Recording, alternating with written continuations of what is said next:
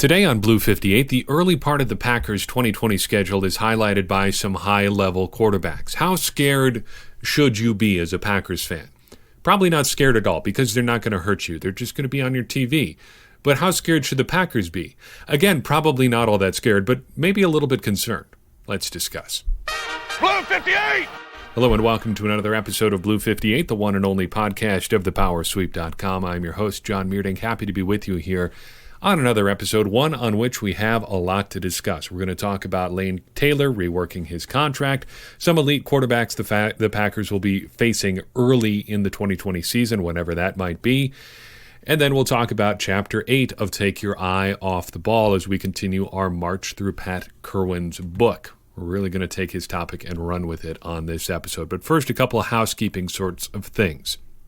First, if you are one of our Patreon supporters, we are very grateful to have you, but you may have gotten an email from me whenever it was, late last week, I think. Since the last time we talked, I sent out an email regarding Patreon's decision to start charging sales tax. I believe this is a decision that is entirely out of their hands, but if you are indeed a Patreon supporter, I'm sorry about that. You may see a change in your donations depending on where you live. You may also not see a change in your donations depending on how Patreon decides to enforce the various rules affecting this decision that they've made.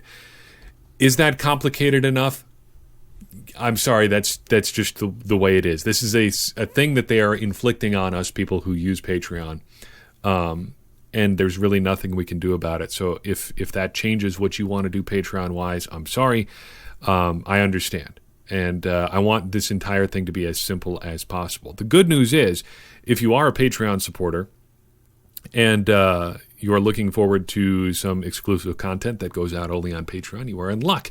There should be at least, I think, 2 pieces coming out there this month, provided I can get them published, but they are already mostly outlined and written out. So you will have some stuff coming your way. If you're not a Patreon supporter and you'd like to do that, there is a link in your show notes where you can get signed up and do that to support the work that we're doing, help us continue to bring you some great stuff.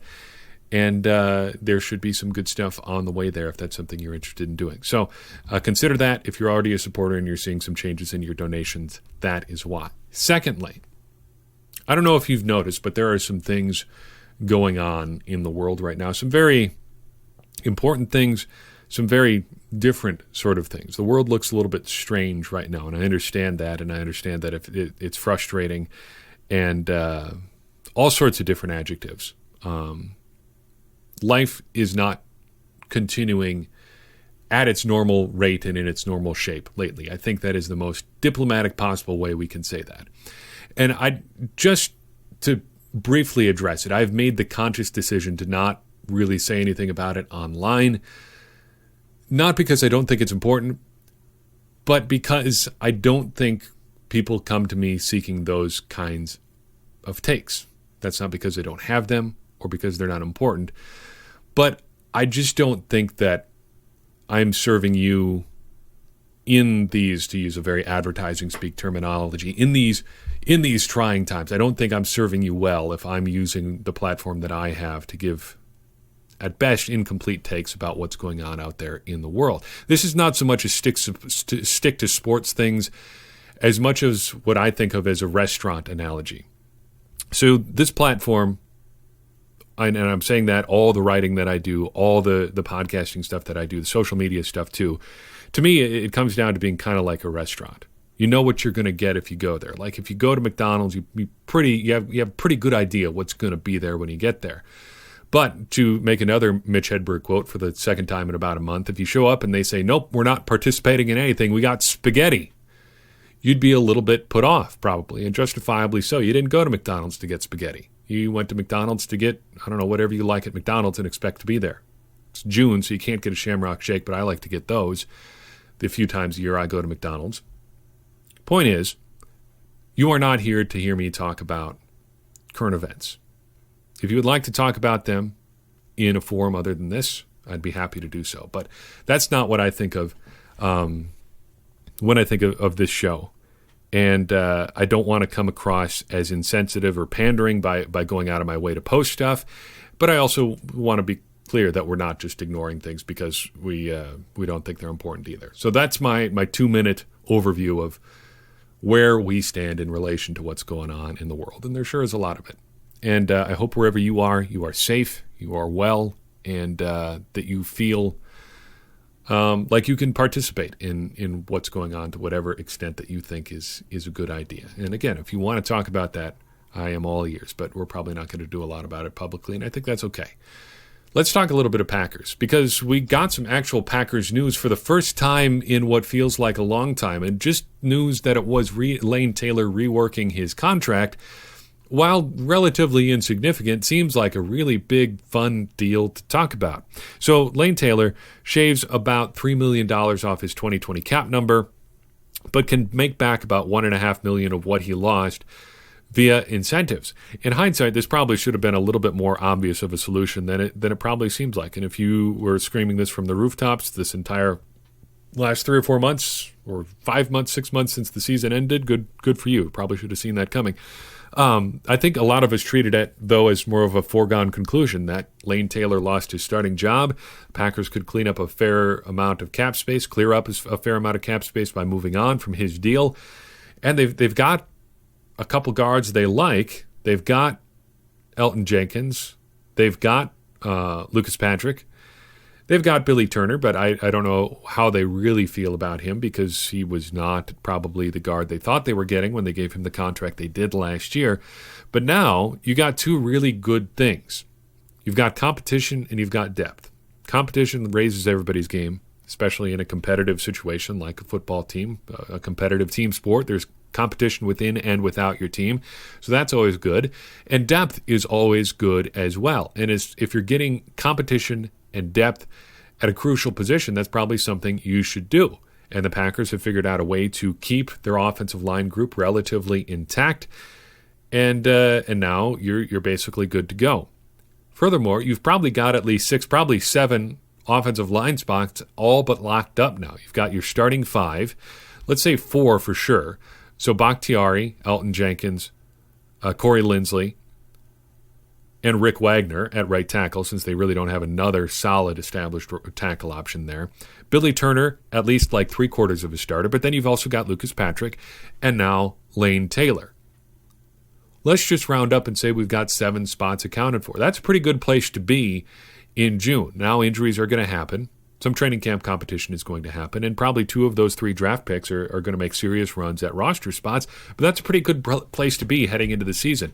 Having 7 linemen you feel pretty good about, even if your feelings are a little bit mixed on Billy Turner, there's worse situations to be in. So I think good move by the Packers overall, and a good move for Lane Taylor, because sentimentally I love Lane Taylor too.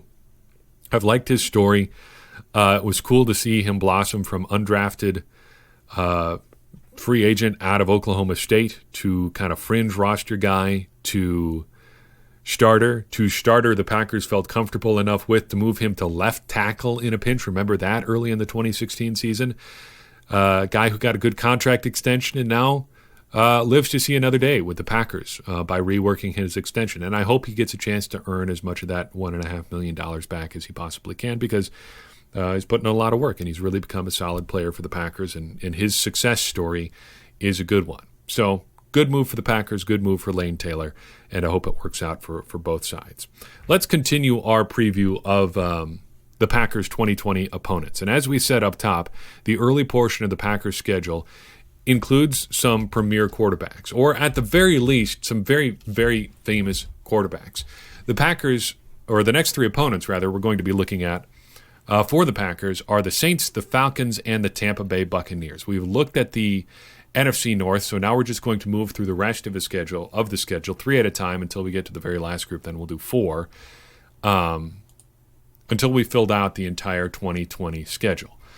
So let's start with the New Orleans Saints. Last year, the Saints finished 13-3. They were first in the NFC South, and the Packers will play them Week 3 of the 2020 season on the road on Sunday Night Football. Saints returning a very solid team, one that was very good last year. On offense, they ended up 4th overall in the league by DVOA, that metric from Football Outsiders we return to again and again. Number 3 in the pass, number 10 in the run. Pretty solid team overall on offense. They'll attack you a bunch of different ways, including with Taysom Hill. I bet we hear a little bit about the fact that he used to be on the Packers at some point this fall. I just have a feeling that it's going to come up.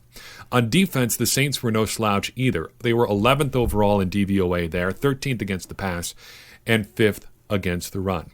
Now, that's a reason that the number may not be quite as impressive as it looks at first blush, because bolstering your overall standing in the defense by being good at run defense is not super ideal.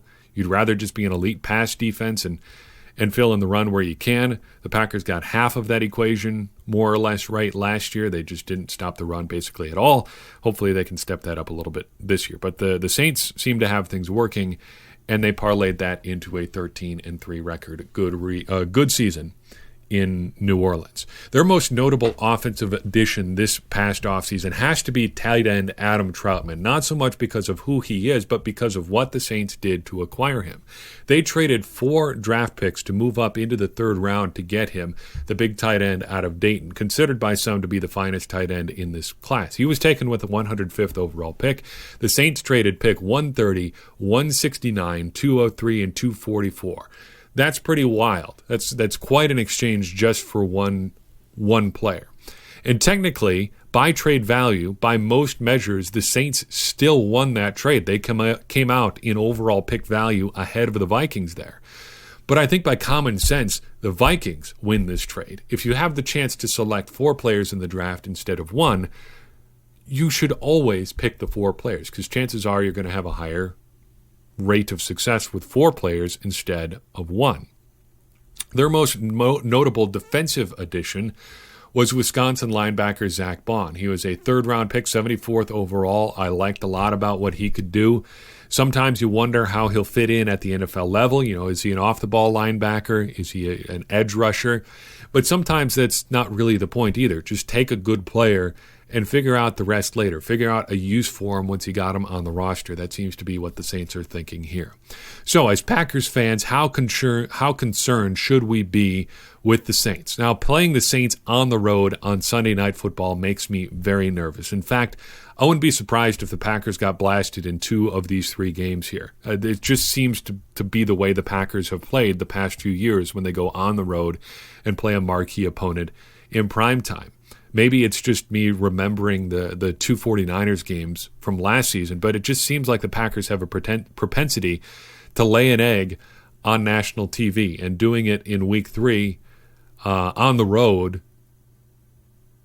seems like there's a fairly high degree of probability. That's a little bit doom and gloom to start this podcast, but this would be right at the top of my concern list for the Packers' 2020 schedule. The Saints scare me a little bit. Let's move on then to the Falcons. When do the Packers play them? Well, the Packers play the Saints in Sunday Night Football, primetime game. They are back on primetime just 1 week later, playing the Falcons on Monday Night Football to round out week 4. In 2019, the Falcons struggled a little bit. 7-9, second in the NFC South. They don't really stand out anywhere. On offense, they were 15th overall by DVOA, middling against the pass and the run, 12th against the pass, 22nd against the run, not really outstanding in either area. By defense, kind of same story, 20th overall, 25th against the pass, 14th against the run. The most notable and most offensive addition the Falcons made this offseason was their uniforms. Just gross. I do not like them at all. And if you'll pardon the pun, yes, that makes them their most offensive addition. Their most notable addition on offense, though, has to be Todd Gurley. And I think this is interesting from a philosophical perspective. You're basically betting that you can get enough out of a guy whose knees have been so bad that he's basically been on a pitch count since college to justify a 1-year, $6 million deal. On the flip side, your bet is also pretty small here, just 1 year for $6 million. It's pretty painless to get out of that, even if you got to wait a year, and just move on. I think it's interesting that this move also comes from the same general manager who rolled the dice on late career Steven Jackson, Thomas Dimitroff. I don't know if you can find any similarities between the two beyond that, other than that they're both running backs. But if you're going to buy low on a player.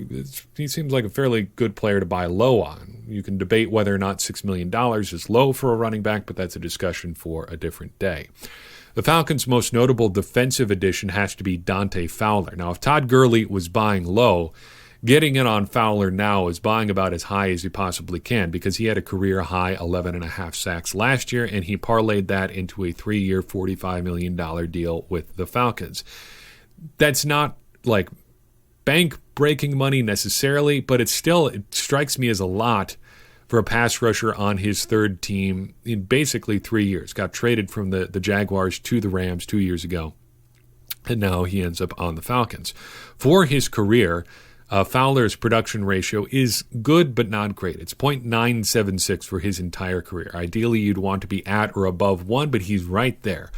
Pre-Rams, his production ratio was .718, kind of stuck in a bad system there. In Jacksonville, he did have that big year in Los Angeles that really bumped up his numbers. So overall for the Falcons, how concerned should we be? It's really tough to pin down the Falcons, especially now in June, and that's the caveat that I always say when we do these things. These teams change a lot. It'll change a lot for the Packers between now and whenever they end up playing the Falcons. So I'd say fair to middling as far as how concerned should we be about the Falcons. Probably slightly more concerned than not concerned right now. But that's just because the Falcons seem to always play the Packers pretty tough. And again, that there could be some recency bias there, the Packers having a couple high-profile notable losses against the Falcons. Finally, the Buccaneers. The Packers will play them in week 6. They get a bye in week 5, early bye this year. But then in week 6, they travel to Tampa to take on the Buccaneers for a 4:25 kick, 3:25 p.m. kickoff if you are in the Central Time Zone. And if you are, I envy you. That is my favorite time zone. The Buccaneers had an unusual 2019, kind of a lame duck quarterback in Jameis Winston, just trying to make the best out of the last year of that experience, unable to really move on from him. And they rode him to like 65 interceptions, I think, ballpark. If not, it felt like that. I know it wasn't 65, but it was sure a heck of a lot. Still, not overall a terrible offensive output considering that. Now, you're not going to get super excited about ranking 22nd overall by DVOA, but still, given that they turned it over as consistently as Jameis Winston did, that is still kind of impressive. They were 18th in the pass, 26th in the run. Overall, not exciting, but again, not as bad as they probably could have been. By defense, though, they were very solid. 5th overall by DVOA, 12th against the pass, 1st against the run. Again, you get the caveat of boosting your overall ranking by being good against the run, but still not a lot to sneeze at there. Their most notable offensive addition this offseason, just some guy, you may have heard of him, quarterback, big, strong arm, well-regarded wherever he's been, really elevates his teammates. I'm talking, of course, about Blaine Gabbert, the guy who's really going to stabilize things as the backup for Tom Brady, the guy who's really the biggest addition for the Buccaneers on offense this offseason. Looking at the situation for Brady, it's easy to see why he'd be interested in Tampa Bay. Bruce Arians runs a system that is known to be very quarterback-friendly. He's got Mike Evans. He's got Chris Godwin. He's got his personal friend Rob Gronkowski. He's got O.J. Howard if he's not traded. It's a pretty good situation. The Buccaneers also have that very good defense, so if things can get clicking for the Buccaneers on offense, you never know what can happen. It could be a team that really comes together really quickly. A little bit of a caveat, though. The Buccaneers were one of the healthiest teams in the NFL last year. They were second only to the Minnesota Vikings in adjusted games lost. That number we talk about every year about this time. Football Outsiders tracking who loses the most games on their roster as a whole. The Buccaneers were really healthy. They really had the best, almost the best possible situation on defense and on offense. And they put together a really good defense as a result. Can they put together that same sort of effort if they're not quite so healthy in 2020? I think that's a fair question. The Buccaneers also made a couple other noteworthy additions. Rob Gronkowski, but also Minnesota Golden Gophers wide receiver Tyler Johnson was their 5th-round pick. He was one of the wide receivers we previewed earlier this spring. He didn't test at the combine, but he was among the most productive wide receivers in the class, so a good addition to an already wide receiver-rich offense there.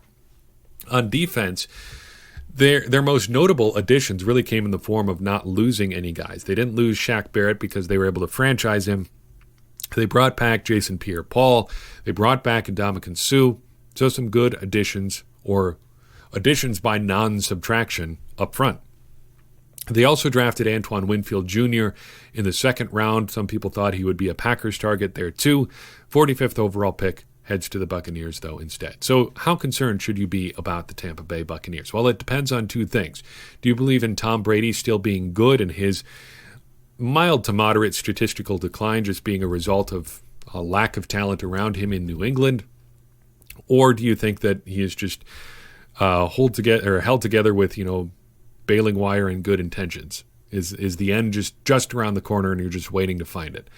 Do you also believe that Tampa Bay's defense will be the same, or will they regress? Because that is also going to have a big effect on how good this Tampa Bay Buccaneers team will be, how high their ceiling could be.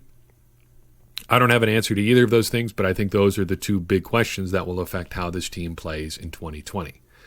So there's your next three opponents. Which one are you most worried about? Let us know. I'd love to hear your thoughts on that. I would also love to hear your thoughts on the next chapter of Take Your Eye Off the Ball as we transition seamlessly into the next topic here. We are talking about Chapter 8 here, one in which Mr. Kirwan talks about the construction of 4-3 and 3-4 defenses. We're going to kind of stray away from the direction he went with the topic and go in a direction that I think is a little bit more germane to the way that we have talked about football. In this chapter, we see the genesis of the production ratio number that we talk about, and Kirwan also introduces us to the explosion number, two figures that he uses to judge who may be a good defensive line prospect. So I thought it'd be interesting to take a look at a few defensive line and edge rusher prospects that the Packers have drafted and see if they were good prospects based on what Kirwan said. So explosion number measures a few different athletic attributes, puts them into a formula, and if you rate a 70 or better or so, you will be considered an explosive prospect, and Kirwan would be interested in you as a result. He also talks about production ratio, which is a measure of tackles for loss and sacks per game. You want to be at or above 1, the higher the better. So how have the Packers done identifying and drafting prospects that rate highly in both of those numbers? I've put together a sample of 16 players that the Packers have drafted either on the defensive line or as edge rushers, or guys the Packers have signed, just to include Preston and Zadarius Smith there as well. And I got to tell you, it's a pretty mixed bag. So this list includes, here's a list of 16 names, so brace yourself. Nick Perry, Carl Bradford, B.J. Raji, Dean Lowry, Dayton Jones, Rashawn Gary, Clay Matthews, Ricky Elmore, Vince Beagle, Kyler Fackrell, Kenny Clark, Montravius Adams, Preston, and Zadarius Smith, Jonathan Garvin, James Looney, and Brad Jones. Got all that good. That is not the complete list of defensive line and outside linebacker prospects the Packers have drafted. Those are the ones with the most easily accessible testing numbers and guys who had stats that were worth taking a look at. So we've dropped a few of those guys. Mike Neal was one we dropped. Brady Papinga, another one. This is just a sample that we're looking at. So of that list, how many hit the thresholds for Kirwan in both numbers? Actually, just 4 of them. Nick Perry, Carl Bradford, B.J. Raji, and Dean Lowry. So just from that list, is this a good prediction for prospects that turned out to be good? I would say no. Nick Perry had all the athleticism in the world, but did not turn that into regular production. So much so that the Packers were happy to eat an $11.5 million cap hit to get him off their books. Same sort of goes with Carl Bradford, who, although he was productive in college, was a little bit undersized for the pro game and never really found a home. Dean Lowry is a bit of a mixed bag. I am probably a bigger Lowry fan than most. I think it's also fair to say the Packers seem to have misjudged the market on defensive linemen a little bit, although I think he still brings a lot of value with just his reliability and the things that they ask him to do up front.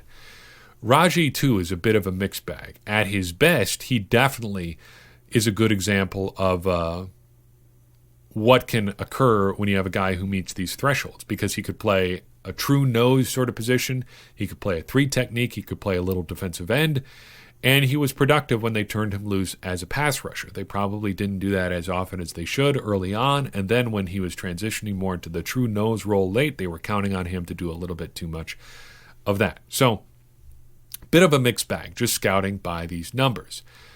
Let's look at a couple more prospects. How about Dayton Jones and Rashawn Gary? These are two that are mixed bag prospects. Gary meets the threshold for explosion and is just borderline for production ratio. So he has a 74 number for explosion and a production ratio of 0.956. So a little bit under 1, but still not too bad. And I think we're seeing a little bit of why I guess he's playing basically to type. We're not seeing a little bit. We're seeing exactly the sort of player that he is based on these numbers, an athletic guy who is not super productive. And that's been the knock on Gary as far back as high school. He's got all the physical tools in the world, but he doesn't necessarily dominate the way that he should. Dayton Jones did not meet the athletic threshold by just a fuzz, 69.83. He was also borderline for production ratio. And Dayton Jones was a guy, for me at least, where you could always see what the Packers were thinking. It just didn't quite work out. And I would have to go back and look at the 2013 draft again to see what other options the Packers may have had. But you can see it. You can see what the Packers were thinking when they drafted Dayton Jones. A couple other prospects here we take a look at. Who are some that the Packers would have missed on had they gone away from gone with these thresholds? Clay Matthews is one notable example. He did not have a good explosion number despite having great testing numbers at the combine. And his production ratio was not good either because he was a special teamer for a lot of his career at USC. His production ratio just 0.40, not great. Kenny Clark, too, also not super explosive. His explosion number just 66.